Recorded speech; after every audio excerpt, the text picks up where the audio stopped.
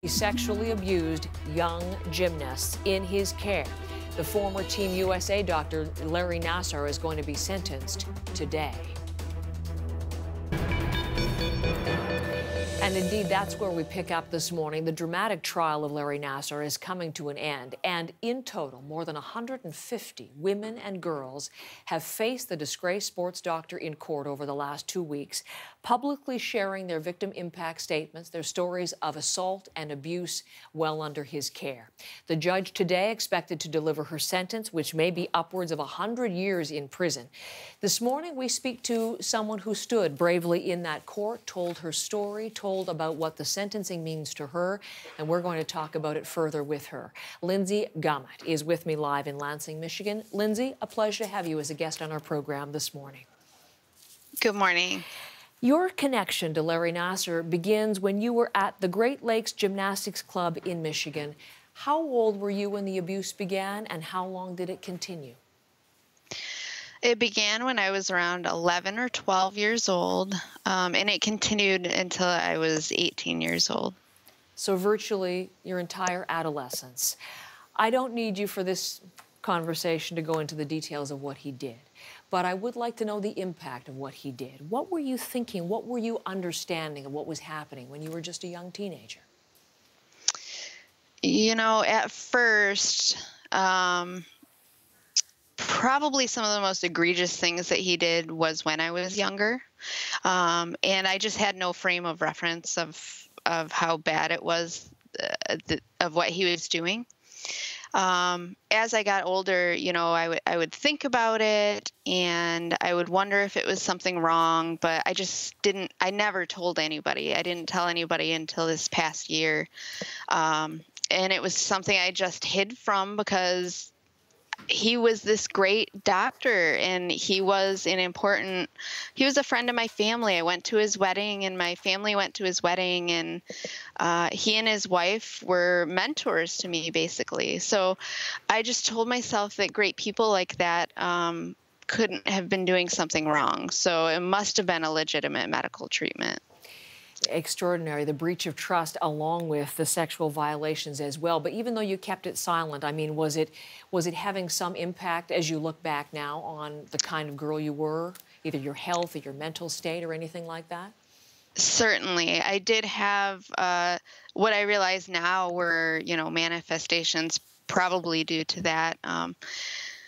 When I was around 11 or 12, I was having some suicidal thoughts and depression and things like that. I also dealt with stomach ulcers, and that the doctor told me that was due to stress when I was a teenager. Mm-hmm. You said that you'd kept it silent, as so many do in a similar situation. You kept it silent until a moment came in 2016 when someone else came forward about Larry Nassar and related a similar story, and you realized that you weren't alone.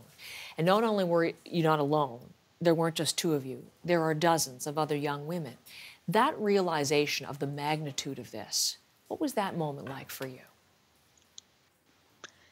When I found out that one other person in the world knew and identified it as something wrong,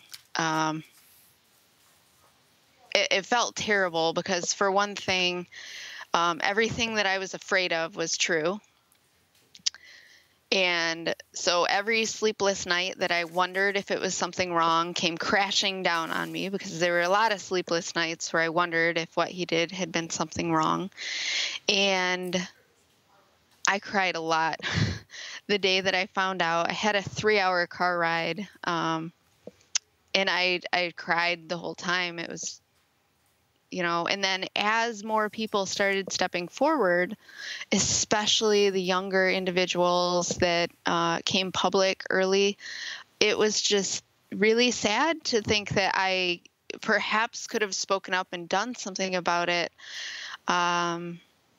And I didn't, but I know now that in the 90s when it happened to me, I don't think there's anything anybody would have done about it. We've heard so many instances, starting in 1997, of Michigan State University being told that, you know, concerns from gymnasts and other athletes to their coaches and the trainers, and nobody did anything about it. But that's definitely an extra burden you do not need to bear in all of this, that you should have come forward sooner. So the realization that there were so many women, and we have seen that, what an extraordinary one after the next scene in that courtroom in Lansing as young women have come forward to tell their stories, as you did in reading a victim impact statement. For you to be in that court, to have that moment of being able to tell your story and the impact of it, what did it mean to you? I knew that I needed to do it, or else I would regret not doing it. In the moment, it was terrifying. It was scary to walk up there and face the man that did this to you. And a courtroom was something new to me. I've never been in a courtroom, so it was all a bit nerve-wracking. But after I was able to get out what I needed to say, it felt wonderful. And it still feels wonderful. It feels great to talk. It feels great that somebody's listening. And what was the most I hope important? that we can get our word out. Yes. Well, certainly everyone is talking about it. Following in Canada, too, this is a story that has reverberations around the world. Of course, it's a universal issue and concern. I want to come back to your point. What was the most important thing that you had to get out in being able to speak directly to Larry Nassar? What did you need for him to hear?